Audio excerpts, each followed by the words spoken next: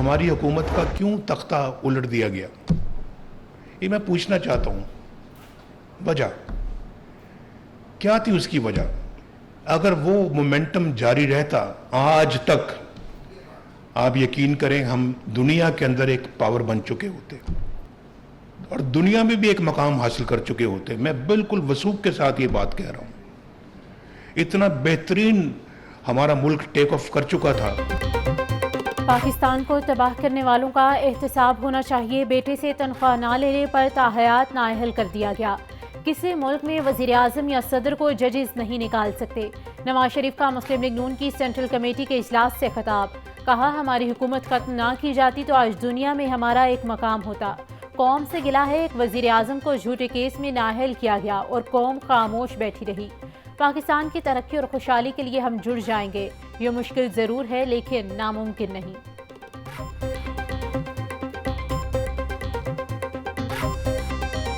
قائد مسلم league نون میاں محمد نواز شریف کے ساتھ جو صریحاً ظلم زیادتی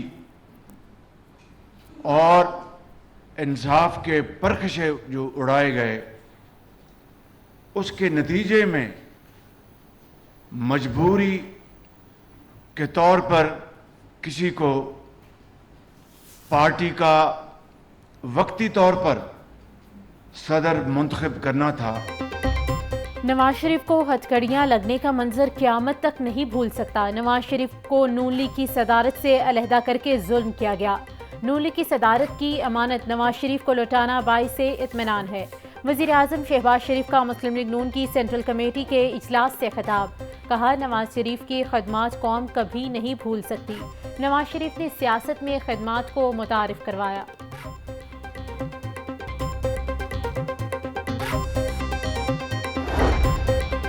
قائد نواز شریف نے وزیر اعظم شہباز شریف کو پارٹی کا قائم مقام صدر نامزد کر دیا. مسلم لیگ نون کی سینٹرل ورکنگ کمیٹی کا اجلاس. نون لیگ کے صدارتی انتخاب کے لیے الیکشن شیڈول جاری. 28 مئی کو صبح 11:30 بجے جنرل کونسل کا اجلاس طلب. 27 مئی کو پارٹی سیکریٹریٹ ماڈل ٹاؤن سے کاغذات نامزدگی حاصل کیے جا سکیں گے. کاغذات نامزدگی 28 مئی کو صبح 10 سے 12 بجے کے درمیان جمع کروائے جا سکیں گے.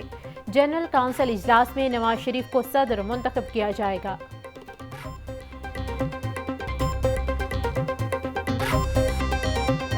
دیکھیے میں سمجھتا ہوں یہ جو اس وقت تاثر ہے کہ متنجن بنا وہ نہیں ہے.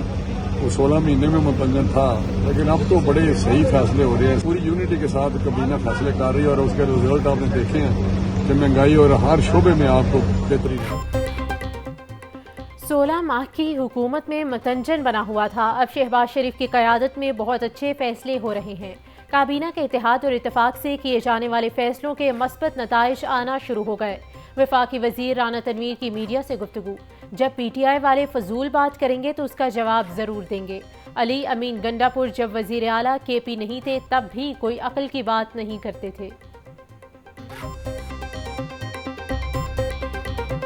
ویسے ہی 30 مار خاں ہے ہوائی فائرنگ کر رہا ہے اور اس نے کرنا کچھ نہیں ہے.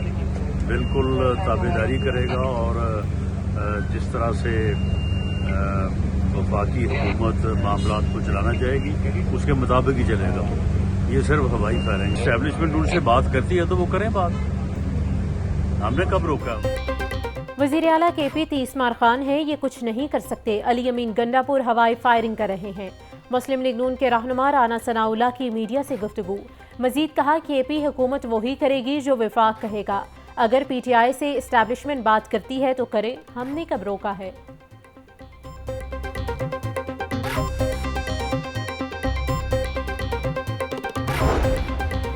ڈھائی ماہ کی قلیل مدت میں پاکستان کے پہلے آئی ٹی سی ٹی کا افتتاح کر دیا گیا. آئی ٹی سی ٹی میں سرمایہ کاری کے خواہش مندوں کو مراعات دی جائیں گی.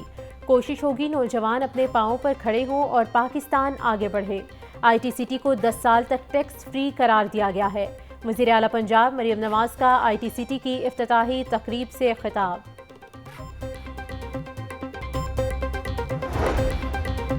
گورنر پنجاب سلیم حیدر خان سے گورنر بلوچستان جعفر مندوخیل کی ملاقات. سردار سلیم حیدر نے گورنر بلوچستان کو عہدہ سنبھالنے پر مبارکباد دی. سردار سلیم حیدر نے کہا کہ ملک میں استحکام کے لیے اتحادی حکومت کو مضبوط بنانا اور اس کا چلنا بہت ضروری ہے۔ وفاق اور صوبے کے درمیان رابطے بہتر بنانے میں مثبت کردار ادا کروں گا۔ جعفر مندوخیل کا مزید کہنا تھا کہ صوبہ بلوچستان کی ترقی اور امن و امان ترجیح ہے۔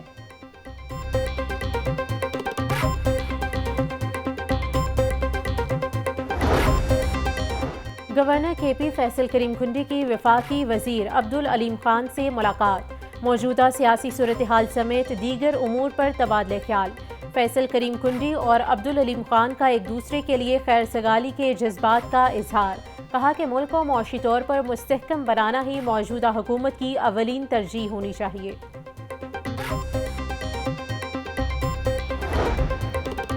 وزیر اعلیٰ پنجاب مریم نواز کی زیر صدارت بورڈ آف ریونیو ریفارم سے متعلق اجلاس لینڈ ڈیجیٹلائزیشن کے عمل میں متعلقہ محکموں کے اشتراک کار کو یقینی بنانے کا حکم۔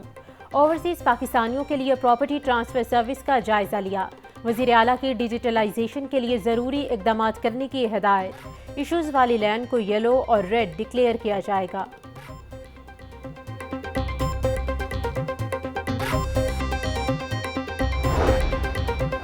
شہر کی گرین بیلٹس کو سڑک کے لیول سے نیچے کرنے کا منصوبہ، گرین بیلٹس میں بارشی پانی کو محفوظ بنانے کا پلان پھر سے بند ہو گیا۔ کمشنر لاہور نے پی ایچ اے، ٹیپا اور واسا کو گرین بیلٹ سے متعلق ذمہ داری تفویض کی تھی۔ 58 مقامات پر گرین بیلٹس اونچی ہونے کی وجہ سے بارشی پانی جمع ہونے کی نشاندہی کی گئی تھی۔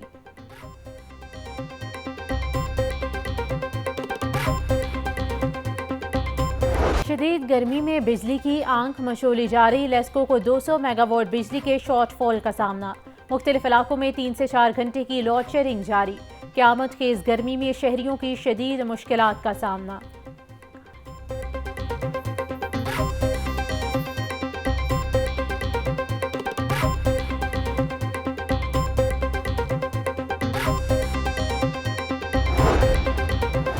تجاوزات مافیا کے خلاف شہر کے مختلف علاقوں میں کریک ڈاؤن جاری، ڈپٹی کمشنر رافع حیدر کی ہدایت پر کارروائی کے دوران 17 ٹرک سامان ضبط کر لیا گیا۔ 156 سے زائد عارضی تجاوزات کا سامان سٹور میں جمع کروا دیا گیا۔ اہم شاہراہوں اور علاقوں سے 357 بینرز اور سٹریمرز ہٹا دیے گئے۔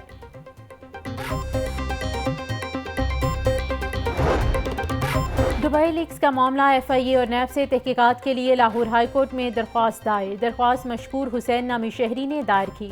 دبئی لیکس میں کئی پاکستانی سیاستدانوں اور کاروباری شخصیات کے نام شامل۔ درخواست میں موقف اپنایا گیا کہ تحقیقات کی جائیں، دبئی میں خریدی گئی پراپرٹیز منی لانڈرنگ سے تو نہیں بنائی گئی۔